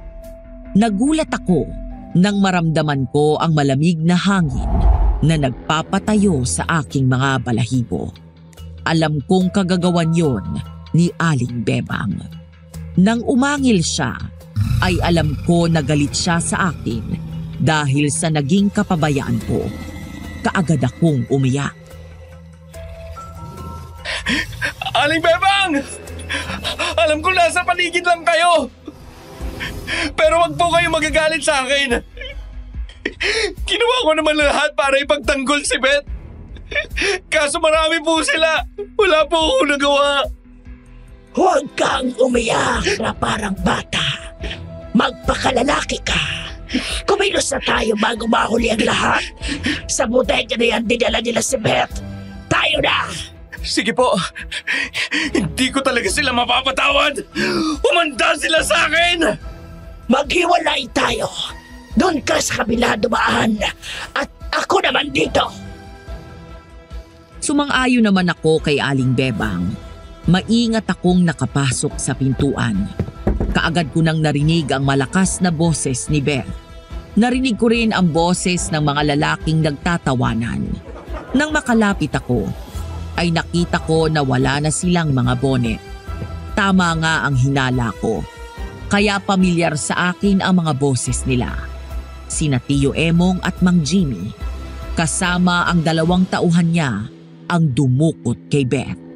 Ang lalo ko pang ikinabigla ay naroon rin si Tia Melba. Ikaw, Tia Melba, at yung Emong Nilado. Kayo, kasama ng masasamang lalaking to. Bakit? Oo, kami nga. Dahil ibinenta ka na namin dito kay paring Jimmy sa halagang 10,000 piso. Mula ngayon ay siya nang magiging asawa mo. Ayoko. Ako, Beth, asawa Lando. Mas marami akong pera kaysa kay Lando. Kaya sa akin ka na mula ngayon. Paliligayahin kita. Ayoko. Huwag mo ako hawakan. Kakagating kita. Ay ka! Walang hiya ka! Gusto mo bang masaktan, ha? Sinampal ni Mang Jimmy si Beth. Nabiling ang mukha ni Beth. Bumagsak siya at tumama ang kanyang ulo sa mga nakakamadang sako ng mga bote at garapa. Kaagad na nagdugo ang ulo ni Beth. Nakita ko na hinaplos pa niya ang kanyang noo habang pinagmamasdan ang dugo. Tapos ay nahilo siya. Kaya hindi na kaagad nakatayo. Kaya hindi na ako nakatiis. Lumabas na ako sa pinagtataguan ko. Sa galit ko ay nawala na ang paggalang ko sa mga taong nagpalaki sa akin. Emong! Melba! Napakasama ninyo! Buong akala ko ay nagbago na kayo nang pabalikin ninyo kami ni Beth sa bahay ninyo. Akala ko ay totoo kang may sakit. Puro kasinungalingan lang pala ang lahat ng yon. Dahil ang totoo ay gusto ninyong pagkakitaan ng asawa ko. Hoy, Lando! Pasalamat ka nga at dahil kay Beth ay makakabawi ka ng utang na loob sa amin! Saka itong 10,000. Kulang pa ito sa ginawa kong pagpapalaki sa'yo. Kung mayroong dapat magbayad ng utang na loob, ikaw yon, Emong! Dahil namatay ang itay ko dahil sa'yo! Kung hindi ka iniligtas, baka wala ka na ngayon! Oh, saan mo nalaman yan? Hindi na mahalaga kung kanino ko nalaman. Kaya pala impyerno naging buhay ko sa inyo habang lumalaki ako! Amanos lang tayo! Sa ginawa ninyong ito sa asawa ko, tiyak na makukulong kayo! Hindi mo magagawa yan dahil ngayong gabi, mamamatay ka na. Bukas ay nasa tambakan na ang iyong bangkay. Sige, pare. Kayo nang bahalang mag-repeat dyan kay Lando. Ako naman ay magpapakaligaya sa katawan nitong si Beth. Sige pare, enjoy yourself. Sa iyo na siya, buong buo. Magawalang iya kayo! Ang mga katawan niyo ang dapat na itapon sa dump site! Mga hangal! Ha? Ang aswang! Narito din ang aswang! Buisit! Bakit nakapasok dito ang aswang? Mokmok! Don! Ano pang tinatagat-tagat niyo dyan? Manatan niyo na ang aswang! Susugod na sana ako nang biglang maglabas ng baril ang mga tauhan ni Mang Jimmy. Mga kalibre 38 ang hawak ng mga yon. Kaagad nilang pinaputukan si Aling Bebang na kaagad namang nakailag at nakapagtago. Isa naman ang bumaril sa akin. Nagtago naman ako sa kamada ng mga nakasakong tanso. Umikot ako sa kabilang bahagi nang makita kong papunta na sa akin ang isang lalaki na may hawak na baril. Tumakbo ako sa kabilang kamada ng mga aluminum, kaya nang sundan ako ng lalaki doon, ay kaagad ko siyang pinalo ng tubo sa kamay. Nang mabitiwan niya ang baril, ay pinalo ko sa mukha. Nahilo siya at napasandal sa nakakamadang sako ng aluminum. Noon dumating si Tio Emong na may hawak ding baril. Binaril niya ako, pero kaagad akong umiwas, kaya ang lalaki ang tinamaan niya. Kung alam ko lang na darating ang araw na tayo rin ang magkakabanggaan, Sana'y hindi na kita pinalaki. Kung pinalaki mo lang ako ng maayos, kung pinahalagahan mo lang ang mga mabubuting ginawa ko sa inyo ni Tia Melba, kung hindi ninyo ginawa ang katarantaduang ito, hindi masisira ang respeto ko sa inyo. Hindi siguro tayo aabot sa ganito. Kung ganon, mamamatay ka rin ngayong gabi. Susunod ka na sa mga magulang mo. Hanggang hindi pa tapos ang laban, hindi mo pwedeng sabihin yan! Tingnan natin kung kanino papanig ang swerte ngayong gabi! Hambog! Tagtarin kita ng bala eh! Ha! Ikaw ang mamamatay! Yeah! Nagpalitan kami ng putok ng baril ni Tio Emong. Palibhasa'y hindi naman talaga ako marunong humawak ng baril, ay kinalabit ko lang yon ng sunod-sunod habang nakatutok sa kanya. Kung saan-saan lang tumama ang aking bala hanggang sa maubusan ako ng bala. Natuwa naman si Tio Emong nang malaman niya na wala na akong bala. Unti-unti na siyang humakbang palapit sa akin. Pero natigilan siya nang marinig ang malakas na sigaw ni Tia Melba. Kaya sa halip na puntahan ako, ay binalikan niya si Tia Melba. Bakit? Anong nangyari sa'yo? Yung tauhan ni paring Jimmy, patay na. Pinatay siya ng aswang. Dito ka lang sa tabi ko. Nasa paligid lang ang aswang na iyon. Ano bang oras ay sasalakay siya? Natatakot na ba kayong mamatay? Hindi ba kayo na rin ang humanap ng kamatayan nyo? Huwag mo akong takutin, aswang. Hindi ka sasantuin itong baril ko. Lumabas ka! Lumabas ka sa pinagtataguan mo! Ang sarap niyong panuurin habang hindi na malaman ang gagawin. Isinara ko na ang lahat ng pintuan ng bodega na ito, kaya hindi na kayo makakatakas. Anong gagawin natin ngayon, Emong? Sarado ng pintuan ng bodega. Sinabi ko na sa'yo na huwag kang lalayo sa akin. Akong bahala sa'yo. Akong bahala!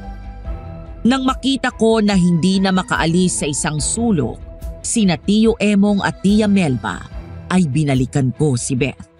Nagulat ako nang makitang natatakot si Mang Jimmy habang unti-unting umaatras. Nakatayo sa harapan niya si Beth. Halata ang galit sa mukha. Nanlilisik ang mga mata. Nagtatagis ang mga ngipin dahil sa matinding galit. Unti-unting humahakbang palapit kay Mang Jimmy. Lapastangan ka! Wala kang galang sa mga babae! Hindi kita binigyan ng pahintulot na hawakan ng aking katawan! Bakit parang ibang tao ka na? Hindi na ikaw si Beth! Hindi ako si Beth! Alicia ang pangalan ko! Pagbabayaran mo ang ginawa mong pananakit sa akin! Dumugo ang ulo ko dahil sa'yo! Huwag! Maawa ka sa akin! Sila paring Emong ang may kasalanan! Ibinenta ka lang nila sa akin! Lapastangan ka! Mamamatay ka!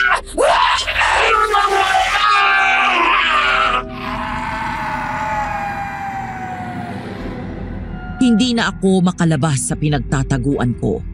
Napapalunok na lang ako dahil nakita ko na napakalupit pala ni Beth. Walang awa niyang pinatay si Mang Jimmy. Talagang ibang-iba na siya sa kilos at pananalita. Naisip ko na nagbalik na nga ang dati niyang memorya nang mabagok ang ulo niya sa kamada ng mga garapa. Kaya alam na niya ang tunay niyang pangalan. Nang marinig niya ang malakas na pag-angil ni Aling Bebang, ay kaagad siyang nagtungo sa direksyon nito. Hindi ko naman napigilan ang aking sarili na sumunod. Habang papalapit ako, ay narinig ko pa ang malalakas na angil ni Aling Bebang at ang malalakas na putok ng baril ni Tio Emong hanggang sa mawalan yon ng bala. Ngayong wala ka ng armas, paano na ngayon yan? Oh, huwag ka lalapit sa amin! May pamalo ako! Hindi ako natatakot sa'yo! Lalabanan kita! Lola Bebang! Bakit pinagtatagal niyo pa ang buhay ng mga yan? Alicia! Abay, magaling ka na pala. Nakilala mo na ako eh. Mabuti naman kung ganon. Bakit, Lola Bebang? Nagkasakit ba ako? Oo. Ilang buwan na din ang nakakaraan. Nawalan ka ng memorya. Mahabang kwento. Saka ko na ipaliliwanag sa'yo. Tapusin na natin ang mga hangal na to na siya nag-ampon kunwari sa'yo para ibenta ka lang pala sa mga lalaki naghahanap ng panandaliang aliw. Mga walang hiya kayo! Sinamantala niyo pala ang pagkawala ng aking memorya, ha? Hindi ko kayo mapapatawan! Parang awang mo na, Beth. Huwag mo kaming patayin. Ito pa naman ang 10,000. Ibibigay ko to sa'yo kung gusto mo. Oh, eto na. Makukuha ko din naman yan kapag patay ka na. Pero Beth, kasi... Huwag ka magbabakaawa sa mga aswang na yan, Belma. Hindi ka rin nila pakikinggan. Wala sila mga puso. Hindi sila marunong maawa. Tama ang sinabi mo. Ganon nga kami sa mga taong kagaya nyo na wala rin mga konsensya. Dapat kayong mawala! Magkasabay na sumalakay sina Aling Bebang at Beth. Walang nagawa ang panlaban ni na Tio Emong at Tia Melba. Habang lumalaban sila, ay lalong nagagalit ang mga aswang. Nakita ko kung paano sila pinahirapan ng mga aswang habang bumabaon sa kanilang mga katawan at muka ang matutulis na kuko ng mga yon. Nang gumagapang na sila pareho, habang umaagos ang kanilang mga dugo sa sahig at wala nang kakayahang lumaban, ay sakalang sila kinagat sa lieg ng mga aswang. Halos sabay lang silang namatay. Noon ako lumabas sa aking pinagtataguan, impit na tumulo ang aking luha sa sinapit ni na Tio Emong at Tia Melba. Noon ko nabitawan ang hawak kong tubo. Mayroon ba palang natitirang isa? Walang dapat na lumabas ang buhay dito! Kung hindi tayong dalawa lang, Lola Bebang! Tumigil ka, Alicia! Huwag mo siyang sasaktan! Lola Bebang, nakita niyo na tayo. Kilala na tayo ng lalaking ito. Kaya para sa ating kaligtasan ay tatapusin ko na ito. Beth! Hindi mo na ba ako natatandaan? Hindi mo na ba ako kilala? Alicia ang pangalan ko. Hindi kita kilala. Sino ka ba? Ako si Lando. Asawa mo.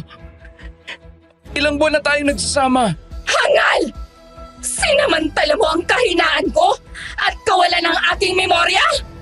Papatayin kita! Tumigil ka, Alicia! Sinabi ko na sa'yo na huwag mo saktan si Lando. Naging mabuti siya sa'yo. Minahal ka niya ng higit pa sa buhay niya. Beth, wala ka ba talagang naaalala tungkol sa ating dalawa? Wala! Lola Bebang, umalis na tayo dito. Sige, umalis na tayo. Umalis ka na din dito, Lando. Ito ang pera na 10,000. Gamitin mo para sa pagsisimula mo ng bagong buhay. Hindi ko po kaya magsimula kung wala sa akin si Beth. Alam niyo naman kung gaano siya kahalaga sa akin. Hindi na natin pwedeng ipilit ang isang bagay na hindi na pwede, Lando. Nagmawala ang kanyang memorya. Wala siyang naalala sa kanyang tunay na pagkatao. Kayong gumaling na siya. Wala na rin siyang maaalala sa lahat ng mga nangyari sa inyo. Paalam, Lando. Susundan ko na ang aking apo. Paalam po. Mag-iingat po kayo palagi, Lola Bebang. Nang umalis na sila sa bodega, ay umalis na rin ako. Bumalik ako sa aming kubo ni Beth. Kinabukasan ay natagpuan ang mga bangkay ni na Tio Emong. Lumabas sa investigasyon ng mga pulis na aswang ang pumatay sa kanila. Kinuha ang mga bangkay nila ng kanilang mga kamag-anak at inuwi sa probinsya. Sa paglipas naman ng mga araw, ay nakadama ako ng matinding kalungkutan. Palagi kong naaalala si Beth. Lalo na ang pangungulit niya sa akin. Lalo na kapag matutulog na siya. Minsan nga ay parang nakikita ko siyang nakaupo sa di kalayuan at kakawayan ako. Pero kapag lumapit ako ay wala naman siya. Hanggang isang gabi na naghahanap ako ng kalakal sa tambak ng basura, pag-alis ko ng karton ay muli ko siyang nakita. Beth? Nandito ka ulit? Hindi ako si Beth. Ang tunay na pangalan ko ay Alicia. At ikinuwento na sa akin ni Lola Bebang ang lahat na nangyari sa atin. Kaya narito ako para magpasalamat sa'yo. Salamat ng marami ha. Salamat din sa'yo. Kasi dahil sa'yo, nagkaroon ng direksyon ng buhay ko. Natuto akong magmahal. Natuto akong maging matapang at lumaban. Kahit ngayong nag-iisa na lang ako. Ayos lang. Kasi parang nabunutan ako ng tinik sa lalamunan sa pagkawala ni Natya Melba at yung Emong. Pero kailangan nilang pagbayaran ng mga kasalanan nila. Si Beth, hindi mo ba naaalala? Mahal na mahal ko si Beth. Kaya lang, magaling ka na ngayon eh. Ikaw na si Alicia. Di ko alam kung yung damdamin mo sa akin noon eh, ganun pa din. Sa totoo lang, wala akong nararamdaman sa ngayon kung hindi ang pintig ng buhay sa aking sinapupunan, Lando. Anak mo ito. Kaya ako bumalik para bigyan ka ng pagkakataon. Ipadama mo sa akin yung pagmamahal na ipinadama mo noong ako ay nasa kalagayan ni Beth. Pwede ba? Oo naman, Beth. Alicia pala. Mamahalin mo ba ako kahit isa akong aswang? Minahal na kita at tinanggap noon pa. Mabuti naman kung ganun. Patunayan mo ulit yun sa akin. At kung maramdaman ko na totoong mahal mo ako, handa ako namang isuko ang pagiging aswang ko. Iluluwa ko ang batong itim at itatapon para mabuhay tayo ng payapa. Oo. Sige. Papatunayan ko sa'yo kung gaano kita kamahal. Kayo nang magiging anak natin. Itong naitatabi kong pera na ibinigay ni Lola Bebang. Gusto kong gawing puhunan para magtayo ng junk shop.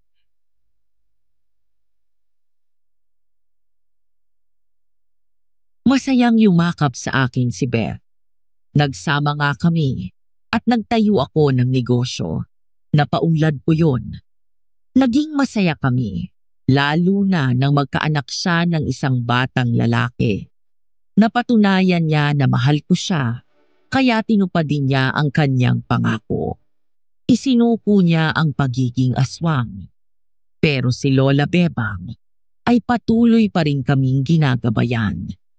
At yan po ang kwento ng aking buhay at pag-ibig na hindi ko na makakalimutan habang ako ay nabubuhay. Marami pong salamat kung mapipili ninyo ang kwento ng buhay ko. More power and God bless.